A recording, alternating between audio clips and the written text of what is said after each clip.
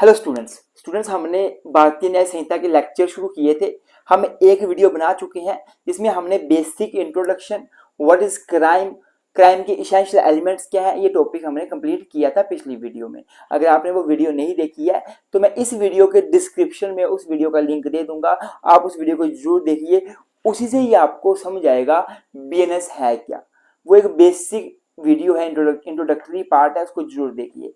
आज की हमारी वीडियो जो है वो स्टेजेस ऑफ क्राइम के ऊपर रहेगी। ये भी इंपॉर्टेंट टॉपिक है बीएनएस का, और प्रैक्टिकल पॉइंट ऑफ व्यू देखिए देखें तब भी ये बड़ा जरूरी टॉपिक है। तो आइए दोस्तों, इसके साथ आज की वीडियो को शुरू करते हैं।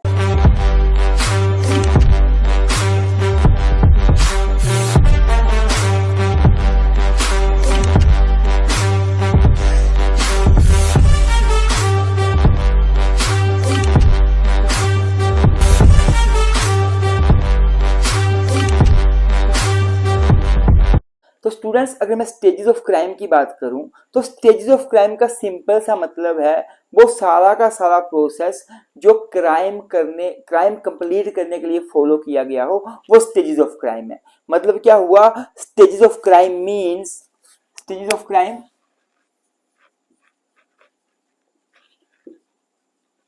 Means the whole process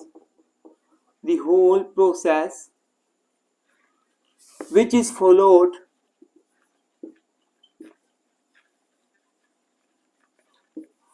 for the completion of the crime, for the completion of any crime। एक क्राइम को कंप्लीट करने के लिए जो भी प्रोसेस फॉलो करना पड़ता है उसे स्टेजेस ऑफ क्राइम हम बोल सकते हैं।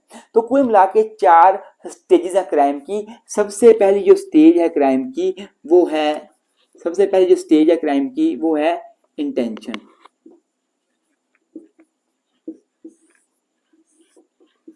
First stage of crime.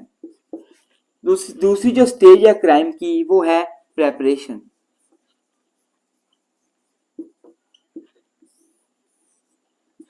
तीसरी जो स्टेज है क्राइम की वो है अटेम्प्ट।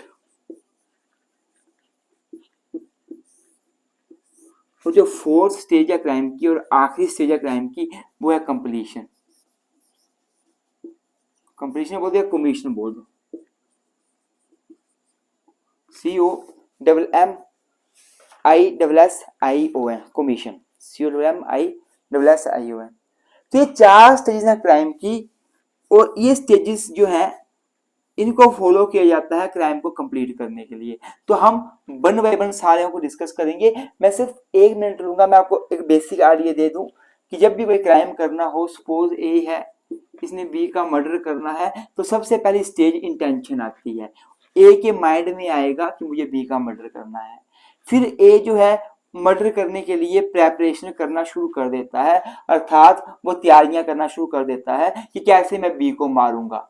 षड्यंत्र रचना शुरू कर देता है, मैं चाकू से मारूंगा या गोली से मारूंगा या जहर देके मारूंगा, तो वो प्रेपरेशन करना शुरू कर देता है। फिर तीसरी स्टेज में वो जो है वो अटेम्प्ट कर देता है, जो उसने तैयारी की हो उसको वो कंप्लीट कर देता है, जो भी उसने सोचा हो उसे एक्ट को कर देता है। और फोर्थ में मान लो अगर अटेम्प्ट कंप्लीट हो जाता है, अटेम्प्ट जो इसने जैसा इसने सोचा हो वैसा हो जाता है, तो फोर्थ स्टेज में क्या होता है, क्राइम कंप्लीट हो जाता है, क्राइम कमिट हो जाता है। ये 4 स्टेजेस हैं। तो हम पहले शुरू करते हैं इंटेंशन से। तो स्टूडेंट्स, अगर मैं पहले स्टेज की बात करूं तो intention is the first stage of the commission of the crime.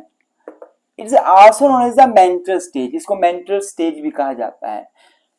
सबसे पहले एक व्यक्ति के माइंड में आता है कि मैंने क्राइम करना है। जैसे एक व्यक्ति के माइंड में आ गया कि मुझे चोरी करनी है, या मुझे किसी का रेप करना है, या मुझे कोई किसी का मर्डर करना है। But mayor intention is not punishable under the BNS. But अगर एक व्यक्ति के सिर्फ माइंड में आता है कि उसको क्राइम करना है, पर वो कोई एक्ट नहीं करता, तो उसको पनिशमेंट नहीं दी जा सकती। जैसे मान लो ये ए है, ये सोचता है कि बी मेरा दुश्मन है, बी मुझे बहुत बुरा लगता है, बी को मैं जान से मार दूंगा, मन में सोचता है, पर कभी कुछ नहीं करता जिससे बी को हानि हो, तो हम ए को लायबल नहीं कर सकते क्राइम के लिए। लेकिन इसकी एक एक्सेप्शन भी है, but there are some exceptions also. हमने बोला कि केवल इंटेंशन होना, किसी का कोई क्राइम करने का इंटेंशन होना, ये क्राइम नहीं होता, बंदे को हम क्राइम के लिए लायबल नहीं कर सकते। पर इसकी कोई एक एक्सेप्शन भी है, कुछ एक्सेप्शंस भी हैं जिसमें मेयर इंटेंशन के बेस पे भी बंदे को लायबल कर दिया जाता है क्राइम करने के लिए। जैसे मैंने एक एग्जांपल लिखा हुआ है सेक्शन 61 ऑफ द बीएनएस, जो बेसिकली क्रिमिनल कॉन्स्पिरेसी से डील करता है, आपराधिक षड्यंत्र से डील करता है। अर्थात अगर कोई व्यक्ति, दो या दो से ज्यादा व्यक्ति किसी को जान से मारने का षड्यंत्र रचते हैं, पर वो मार नहीं पाते, वो पहले ही पकड़े जाते हैं, तो वो लायबल होंगे, वो क्राइम के लिए लायबल होंगे। यहाँ पे मेयर इंटेंशन के बेस पे उनको लायबल कर दिया जाएगा। दूसरा एसेंशियल है प्रेपरेशन। अगर प्रेपरेशन की बात करूं तो इसको second stage of commission of crime कहा जाता है।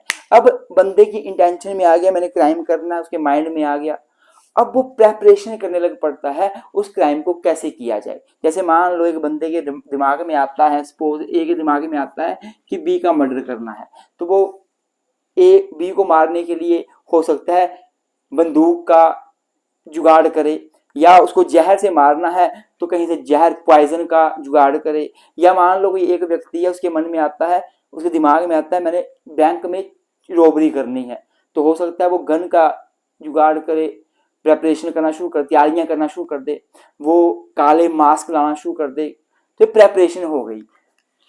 Preparation means to do each and every act, हर प्रकार का act, to do each and every act which is necessary for the completion of the crime. Crime को complete करने के लिए जो भी स्टेप उठाए जाएंगे वो प्रेपरेशन में आएंगे। या फिर आप ऐसा बोल सकते हो, it means arrange the necessary things for the commission of a crime. Crime करने के लिए नेसेसरी जरूरी चीजों को अरेंज करना। किसी का मर्डर करना है तो बंदूक की जरूरत पड़ेगी, हो सकता है चाकू की जरूरत पड़े, तो वो चीजें अरेंज करना ही प्रेपरेशन में आता है। पर वही बात है, mayor preparation is not punishable under the BNS. अगर आप सिर्फ प्रेपरेशन करते हो तो आपको लायबल नहीं किया जा सकता। फॉर एग्जाम्पल कोई ए है, ये सोचता है मैं बी को जान से मारूंगा, उसकी इंटेंशन है, फिर वो बी को मारने के लिए मार्केट से जहर लेके आता है, जहर इसके खाने में डालूंगा और मार दूंगा। वो मार्केट से लेकर आता है, पर जहर अपनी अलमीरा में डाल देता है, उस जहर को कभी यूज ही नहीं करता, तो हम ए को लायबल नहीं कर सकते मेयर प्रेपरेशन के बेस पे कि बी का मर्डर किया इसने, हम इसको लायबल नहीं कर सकते। तो mayor preparation is not punishable under the BNS, पर इसकी भी कुछ एक्सेप्शन है जहां पर मेयर प्रेपरेशन ही, प्रेपरेशन के बेस पे भी आप लायबल हो सकते हैं। जैसे सेक्शन 310 क्लोज 4 आप अगर बीएनएस का पढ़ते हैं, सेक्शन 310 क्लोज 4 जो बीएनएस का है, ये बेसिकली डेकोइटी से डील करता है। ये बोलता है प्रेपरेशन ऑफ डेकोइटी। अगर 5 या 5 से ज्यादा लोग किसी बैंक में कहीं डकैती करने के लिए प्रेपरेशन करते हैं और डकैती करने से पहले ही पकड़े जाते हैं, तो वो लायबल होंगे मेयर प्रेपरेशन के बेस पे ही। या फिर सेक्शन 149 है बीएनएस का, इसके अंदर अगर आपके ऊपर मुकदमा चलता है तो मेयर प्रेपरेशन के बेस पे आप लायबल हो जाओगे। ये सेक्शन बोलता है कि जब कुछ लोग गवर्नमेंट ऑफ इंडिया के अगेंस्ट जो है बेजरिंग बार शुरू कर देते हैं, बेजरिंग बार करने की तैयारी शुरू कर देते हैं, preparation to wage war against the government of India. तो अगर आप सिर्फ waging war government of India के अगेंस्ट करना चाह रहे हैं और प्रेपरेशन करना शुरू कर देते हैं, आप वॉर करते नहीं है, लड़ाई करते नहीं है, तो पहले ही पकड़े जाते हैं, तो मेयर प्रेपरेशन के बेस पे आप लायबल हो जाएंगे। अब इतना हो गया 2 ग्राउंड। अब तीसरा स्टेज पढ़ लेते हैं। तो स्टूडेंट्स, अगर मैं नेक्स्ट स्टेज की बात करूं क्राइम की, वो है प्रेपरेशन के बाद क्या आता है, अटेम्प्ट। अब देखो एक व्यक्ति है, सपोज ए है, वो बी को जान से मारना चाहता है और वो उसके लिए प्रेपरेशन भी कर लेता है, फिर वो अटेम्प्ट करेगा। अटेम्प्ट जो होता है, अटेम्प्ट ऑलवेज पनिशेबल होता है, इसके लिए पनिशमेंट मिलती है, चाहे आप अपने कार्य में सफल हो या ना हो, चाहे ए बी को मारने में सफल हो या ना हो, पर अगर इसने अटेम्प्ट किया है तो इसको पनिश किया जाएगा बीएनएस के अंदर, इसको पनिशमेंट मिलेगी। अटेम्प्ट क्या होता है, it is the third stage of commission of crime, it is always punishable under the BNS. Attempt is the direct movement toward the commission of crime after the preparation is made. Preparation होगी, उसके बाद attempt जो है वो direct movement होती है crime करने की तरफ, बंदा क्राइम करने के स्टेप रख लेता है। और अटेम्प्ट के बेस पे ऑलवेज ये पनिशेबल होता है। फॉर एग्जांपल ए ने बी को गोली मारी जान से मारने के लिए, बी को गोली नहीं लगी, बी बच गया भगवान की कृपा से, A will be held liable for the attempt. B मर गया फिर तो ए मर्डर के लिए लायबल होगा, पर ए बी बच भी गया तब भी ए को हम लायबल करेंगे। सेक्शन 62 जो है बीएनएस का ना, ये बेसिकली अटेम्प्ट से डील करता है। अब आ जाती है फोर्थ पॉइंट की जो है कंप्लीशन या फिर कमीशन। फोर्थ पॉइंट में क्या होगा मेरे स्टूडेंट्स, फोर्थ स्टेज है, इसको फोर्थ स्टेज बोला जाएगा, लास्ट स्टेज बोला जाएगा इसको कमीशन ऑफ क्राइम की। इसमें क्या होता है, इसमें फिर अगर मान लो जो ए ने सोचा हो वैसा अगर हो जाता है, जैसे ए ने जो सोचा होगा बी को मारने का और ये हो जाता है, तो फिर क्राइम कंप्लीट मान लिया जाता है। If accused is successful in the completion of crime it means he और she would be guilty of an offence. Accused ने सोचा था कि वो बी को मारना चाहता है, ए ने सोचा था बी को मारना चाहता है और वो सक्सेसफुल हो गया, अपनी सोच में काम करने में सक्सेसफुल हो गया, तो मतलब क्या हुआ, यहाँ पे क्राइम कंप्लीट हो गया। तो ये फोर्थ स्टेज है। तो ये सब कुछ आपने स्टेजेस ऑफ क्राइम में लिखना है। यहाँ मैं एक बात बताऊं आपको, जो अटेम्प्ट की मैंने बात बोली आपको कि सेक्शन 62 जो है बेसिकली अटेम्प्ट से डील करता है। हमारे बीएनएस में क्या है ना, बहुत सारे ऑफेंसेस को डिफाइन किया गया है और उनकी पनिशमेंट को दिया गया है। बीएनएस के अंदर बहुत सारे ऑफेंस ऐसे हैं जिन जो ऑफेंस कंप्लीट होने पे पनिशमेंट मिलेगी ये बताया गया है, और उनके अटेम्प्ट के लिए भी पनिशमेंट बताई गई है। जैसे मर्डर की पनिशमेंट बताई गई है, अटेम्प्ट टू मर्डर की पनिशमेंट भी बताई गई है, कल्पेबल होमिसाइड की पनिशमेंट बताई गई है, अटेम्प्ट टू कल्पेबल होमिसाइड की पनिशमेंट भी बताई गई है। लेकिन बीएनएस के अंदर बहुत सारे सेक्शन ऐसे भी हैं, बहुत सारे क्राइम ऐसे भी हैं जिनके लिए पनिशमेंट तो बताई गई है, क्राइम कंप्लीट हो जाएगा तो क्या पनिशमेंट मिलेगी, लेकिन अटेम्प्ट के लिए पनिशमेंट नहीं बताई गई है।